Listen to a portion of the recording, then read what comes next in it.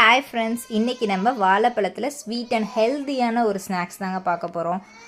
குழந்தைங்களுக்குலாம் ரொம்பவே பிடிக்கும். செய்ய ஒரு 5 மினிட்ஸ் தான் ஆகும். எப்படி பண்ணுறதுன்னு பார்க்கலாம். பாருங்கள், எவ்வளோ சாஃப்டாக இருக்கும், டேஸ்ட்டும் சூப்பராக இருக்கும். 2 பழுத்த வாழைப்பழத்தை எடுத்துக்கலாம். அதை நல்லா மேஷ் பண்ணிக்கலாம். ஒரு 1/2 கப் நாட்டு சக்கரை, 1 கப் கோதுமை மாவு, 1/2 கப் தேங்காய் துருவல், 1/2 கப் ரவை, 2 டேபிள் ஸ்பூன் அரிசி மாவு, இதெல்லாம் போட்டு நல்லா மிக்ஸ் பண்ணிக்கலாம். இது செய்ய 5 மினிட்ஸுங்கிறதே ரொம்பவே அதிகம்தான்.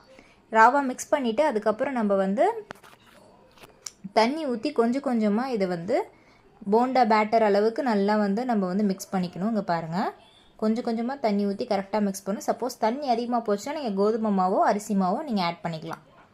இந்த போண்டா போடும்போது நல்லா ஆயில் ஹீட்டில் இருக்கணும். ஆனால் நம்ம சிம்மில் வச்சு தான் இந்த போண்டா போடணும். ஹையில் வச்சா உடனே கரிஞ்சிரும். ஸோ ஃபுல் போண்டா போடுறதுக்குமே நம்ம சிம்மில் வச்சு போட்டால் தான் சூப்பராக இருக்கும். ஈஸி அண்ட் ஹெல்த்தியான ஸ்நாக்ஸ்.